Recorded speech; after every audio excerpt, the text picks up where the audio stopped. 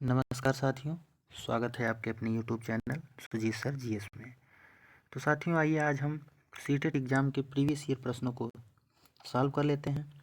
काफ़ी क्वेश्चन जो है प्रीवियस ईयर से रिपीट हो रहे हैं। तो ये रहा आज का पहला प्रश्न। विकास के चरणों के संदर्भ में 2 से 6 वर्ष तक की अवस्था को क्या कहा जाता है? तो इस प्रश्न का राइट आंसर हो जाएगा ऑप्शन ए, प्रारंभिक बाल्यावस्था। 2 से 6 वर्ष तक की अवस्था को प्रारंभिक बाल्यावस्था कहा जाता है। अगला प्रश्न, विकास की कौन सी सिद्धांत के अनुसार गामक विकास शरीर के मध्य से शरीर के बाहरी सिरे की ओर होता है? तो इस प्रश्न का राइट आंसर हो जाएगा ऑप्शन बी, अधोगामी विकास। तथा शीर्षगामी विकास में जो है यह शरीर के सिर से होकर के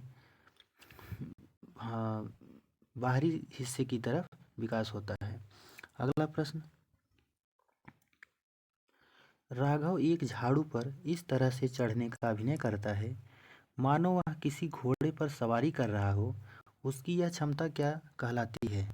तो इस प्रश्न का राइट आंसर हो जाएगा ऑप्शन ए, सांकेतिक प्रस्तुतीकरण। अगला प्रश्न, बहुआयामी बुद्धि का सिद्धांत किसके द्वारा दिया गया है? तो इस प्रश्न का राइट आंसर हो जाएगा ऑप्शन ए, बहुआयामी बुद्धि का सिद्धांत हार्वर्ड गार्डनर के द्वारा दिया गया है। अगला क्वेश्चन, निम्न में से अवधान कमी अति सक्रियता व्यतिक्रम वाला बच्चा किस तरह की विशेषता दर्शाता है? तो इस प्रश्न का राइट आंसर हो जाएगा ऑप्शन बी, आसानी से विचलित होने की प्रवृत्ति। अगला प्रश्न, राष्ट्रीय शिक्षा नीति 2020 किस उपागम से किस उपागम के लिए शिक्षण शास्त्रीय बदलाव की अनुशंसा करता है?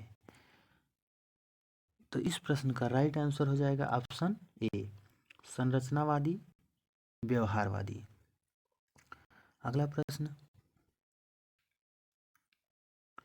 मीरा विद्यालय के बाद गिटार का अभ्यास करती है। वह इस कार्य से प्रेम करती है और यह उसे संतुष्टि देता है। यह क्या दर्शाता है? तो इस प्रश्न का राइट आंसर हो जाएगा ऑप्शन बी, आंतरिक प्रेरणा। अगला प्रश्न, निम्न में से कौन सी रचनावाद की विशेषता नहीं है?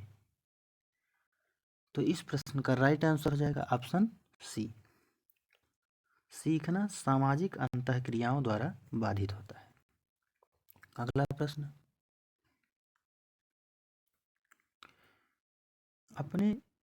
अपनी गर्दन को झटके से आगे पीछे कर सकने वाला पक्षी कौन सा है?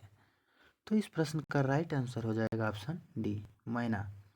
मैना जो है अपनी गर्दन को एक झटके से पीछे की तरफ घुमाता है। अगला प्रश्न, अपनी गर्दन को पीछे तक घुमा सकने वाला पक्षी कौन सा है? तो इस प्रश्न का राइट आंसर हो जाएगा ऑप्शन सी, उल्लू। उल्लू जो है अपनी गर्दन को 360 डिग्री तक घुमा सकता है। अगला प्रश्न, ब्रेल लिपि का उपयोग दृष्टिहीन व्यक्तियों द्वारा किया जाता है। इस प्रकार की लिपि में मोटे कागज पर उभरे हुए बिंदु बने होते हैं। उभरे हुए होने के कारण दृष्टिहीन व्यक्ति छूकर पढ़ सकते हैं। यह लिपि आधारित है। तो इस प्रश्न में यह बताना है कि यह लिपि जो है कितने बिंदुओं पर आधारित है। तो इस प्रश्न का राइट आंसर हो जाएगा ऑप्शन सी, 6 बिंदुओं पर आधारित होती है। अगला प्रश्न,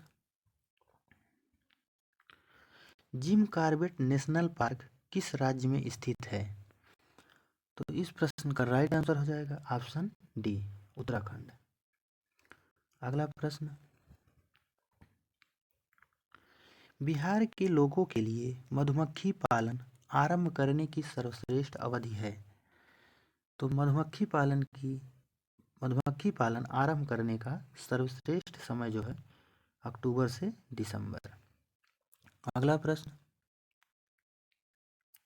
कौन सा विशेष अभिलक्षण रेगिस्तानी ओक वृक्ष में नहीं पाया जाता है? ऑप्शन ए, जड़ों का अत्यधिक गहराई तक जाना, ये पाया जाता है। पेड़ के तने में पानी एकत्रित होना, ये भी पाया जाता है। पत्तियां बहुत कम होना, ये भी पाया जाता है। तथा बड़ी और बहुत सारी पत्तियां होना।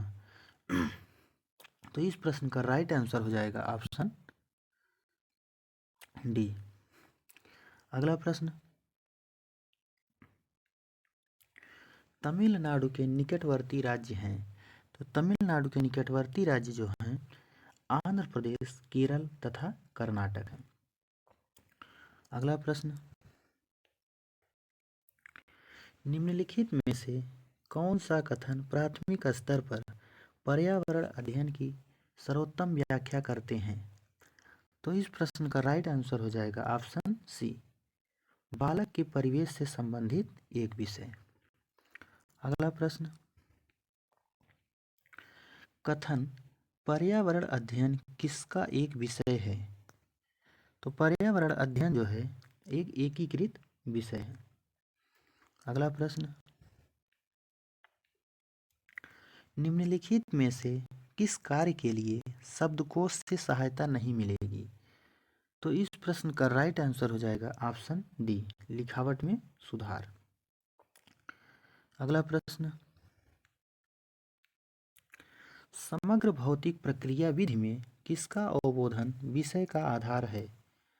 तो इस प्रश्न का राइट आंसर हो जाएगा ऑप्शन ए, श्रवण। अगला प्रश्न,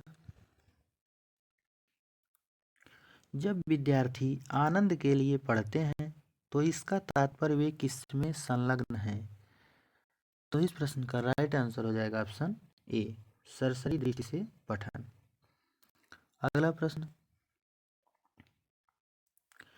भाषा संकेत परिवर्तन और भाषा संकेत मिश्रण बहुधा किसमें देखे जाते हैं? तो इस प्रश्न का राइट आंसर हो जाएगा ऑप्शन सी, पठन वैफल्य ग्रसित बच्चों में। अगला प्रश्न, भाषा की आधारभूत संरचनात्मक इकाई क्या है? तो भाषा की आधारभूत संरचनात्मक इकाई ऑप्शन ए, स्वनिम। अगला प्रश्न, वर्ग शब्द पहेलियों के भाषा खेल विद्यार्थियों को उनको किसमें सुधारने में मदद करते हैं? तो इस प्रश्न का राइट आंसर हो जाएगा ऑप्शन ए, पठन में सुधार करते हैं। अगला प्रश्न,